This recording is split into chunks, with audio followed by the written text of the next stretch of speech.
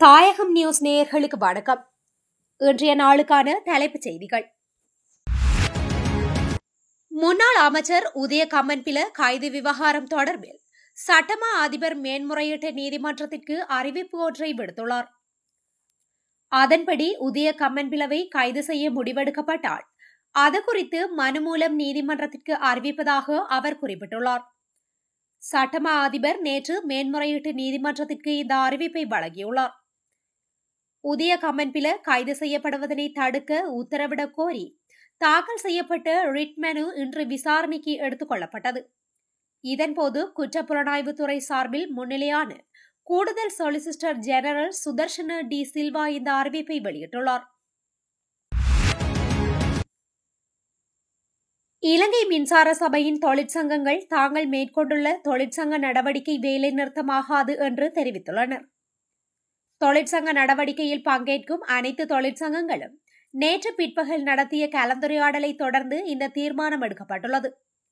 இருப்பினும் சட்டப்படி வேலை செய்யும் போராட்டத்தை தொடர்ந்து முன்னெடுக்க தீர்மானித்துள்ளனர். இலங்கை மின்சார சபையை 4 பகுதிகளாக பிரிக்கும் திட்டத்திற்கு எதிராக மின்சார தொழிற்சங்கங்கள் பலர் நாட்களாக இந்த போராட்டத்தை முன்னெடுத்து வருகின்றனர். நாமல் ராயபக்ஷ ஜனாதிபதியாக தெரிவு செய்யப்பட்டால் தான் உத்தியோகபூர்வமற்ற ஜனாதிபதியாக செயற்படவுள்ளதாக முன்னாள் நாடாளுமன்ற உறுப்பினர் திஸ்ஸகுட்டி ஆராய்ச்சி தெரிவித்துள்ளார். மிகிந்தனையில் நடைபெற்ற பொதுஜன பெரமுன கட்சியின் நிகழ்வொன்றில் கலந்து கொண்டிருந்த ஆதரவாளர்கள் மத்தியில் உரையாற்றும் போதே அவர் மேற்கண்டவாறு குறிப்பிட்டுள்ளார். வர்த்தக, வாணிப, சுற்றுலா மற்றும் முதலீடு உள்ளிட்ட முக்கிய துறைகள் தொடர்பில் அமெரிக்காவுடன் இலங்கை கலந்துரையாடல்களை நடத்தியுள்ளது.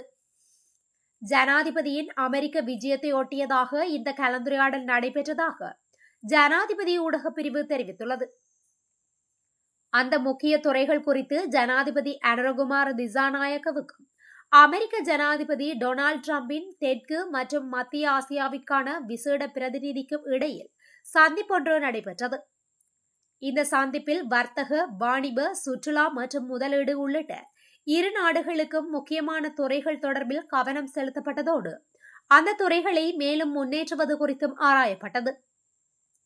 முன்னெப்போதும் இல்லாத பொருளாதார நெருக்கடிக்கு பிறகு பலமான மக்கள் ஆணையுடனான புதிய அரசாங்கம் என்ற வகையில் பொருளாதார வளர்ச்சியை மையமாக கொண்ட ஒரு வளமான பொருளாதார முன்னுரிமை அடிப்படையில் அமெரிக்காவுடன் ஒரு செயற்பாட்டுடனான மற்றும் மிக நெருக்கமான உறவை பேண எதிர்பார்ப்பதாக ஜனாதிபதி அனுரகுமார திசாநாயக்க தெரிவித்துள்ளார்.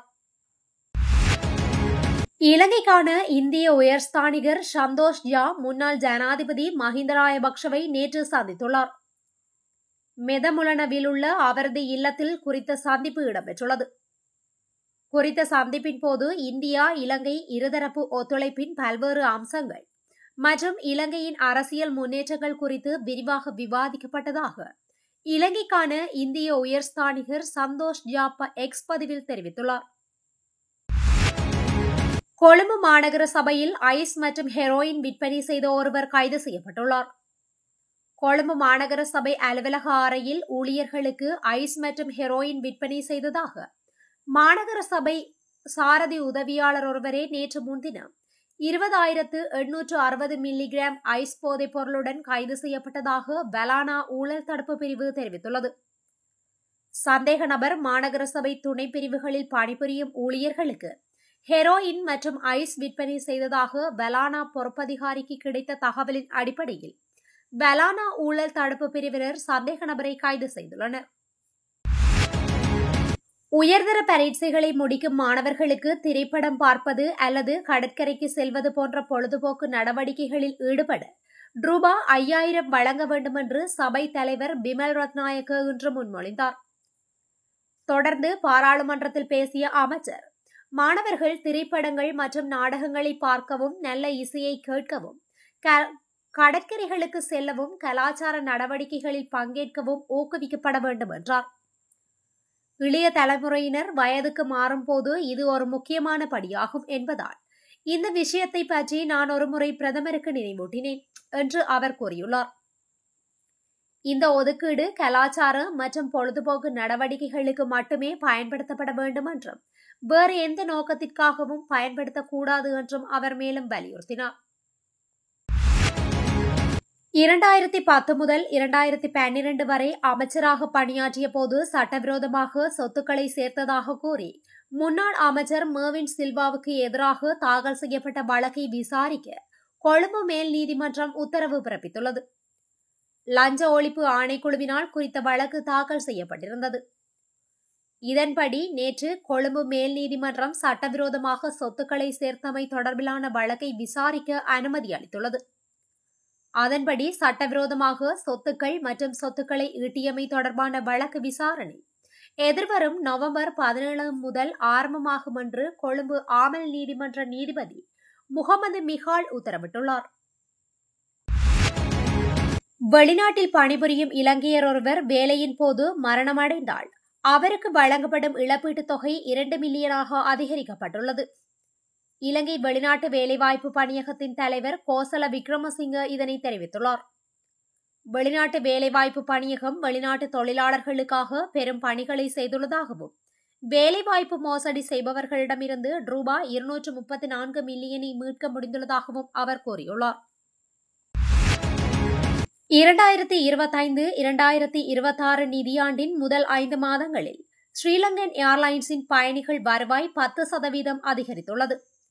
பயணிகளின் எண்ணிக்கை 22%, விமானங்களின் திறன் 10% அதிகரித்துள்ளதாகவும் விமான நிறுவனம் அறிவித்துள்ளது. அத்துடன் இந்த ஆண்டின் இதுவரையான காலப்பகுதியில் ஸ்ரீலங்கன் ஏர்லைன்ஸின் நேரம் தவறாமை செயல்திறன் 74% அதிகரித்துள்ளதாக அறிவித்துள்ளது. இது கடந்த ஆண்டு 69% காணப்பட்டது. மேலும் நீண்ட காலமாக சேவைகளிலிருந்து விலக்கப்பட்டிருந்த 2 விமானங்கள் மீண்டும் சேவையில் ஈடுபடுத்தப்பட்டுள்ளதாகவும் அடுத்த ஆண்டு தொடக்கத்தில் மற்றொரு விமானம் மீண்டும் சேவையில் ஈடுபடுத்த திட்டமிடப்பட்டுள்ளதாகவும் ஸ்ரீலங்கன் ஏர்லைன்ஸ் அறிவித்துள்ளது. கிளிநொச்சி போலீஸ் நிலையத்தின் வருடாந்த போலீஸ் பரிசோதனை இன்று காலை இடம்பெற்றது.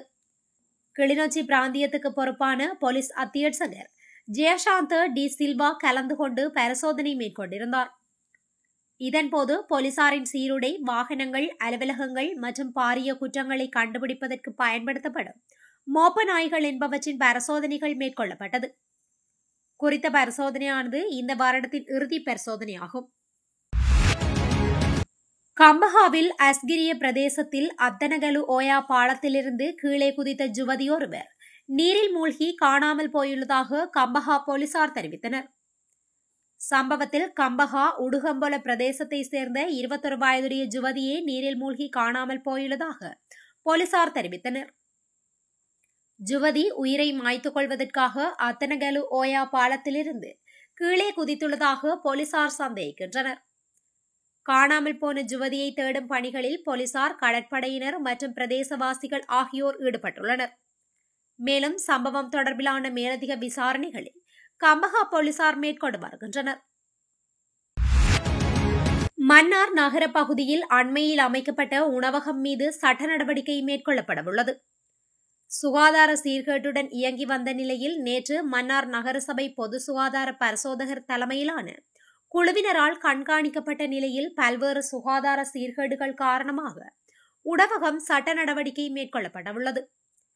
மன்னார் தலைமன்னார் பிரதான வீதியில் அமைந்திருந்த குறித்த உணவகம் உரிய முறையில் சுகாதார விதிமுறைகளை பின்பற்றாமல் அசுத்தமாக உணவுகள் தயாரிக்கப்பட்டு பொதுமக்களுக்கு விற்பனை செய்யப்பட்ட நிலையில் மன்னார் நகரசபை பொது சுகாதார பரிசோதகர் மற்றும் ஊழியர்களின் ஒத்துழைப்புடன் மேற்கொள்ளப்பட்ட சுற்றி வளைப்பின் போது அகப்பட்டது.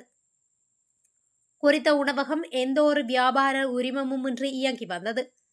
அத்துடன் உணவகத்தின் கழிவு நீர் உரிய விதமாக அகற்றப்படாமல் புழுக்கள், இலையான் உருவாகியும் அதே நேரம் ஆரோக்கியமற்ற விதமாக உணவுகள் தயாரிக்கப்பட்டிருந்தமையும் குறிப்பிடத்தக்கது. அத்துடன் உணவுப் பொருட்கள் பாதுகாப்பற்ற முறையில் களஞ்சியப்படுத்தப்பட்டிருந்தமை கண்டறியப்பட்டது.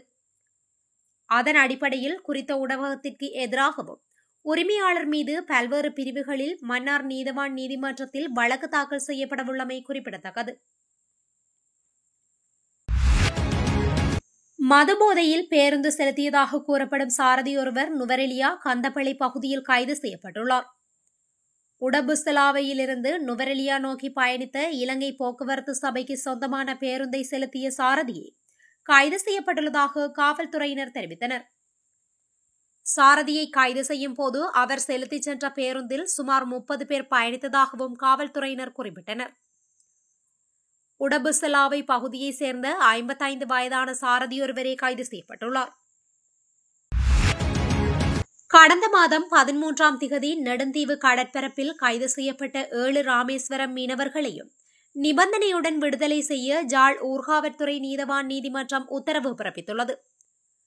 இலங்கை கடற்பரப்பில் அத்துமீறி நுழைந்து மீன்பிடி நடவடிக்கையில் ஈடுபட்ட குற்றச்சாட்டில் கடந்த மாதம் ஆகஸ்ட் 13ஆம் திகதி நெடுந்தீவு அருகே கைது செய்யப்பட்ட 7 தமிழக மீனவர்களும் நேற்று ஜாழ்ப்பாணம் ஊர்காவற்துறை நீதவான் நீதிமன்றில் முற்படுத்தப்பட்டனர்.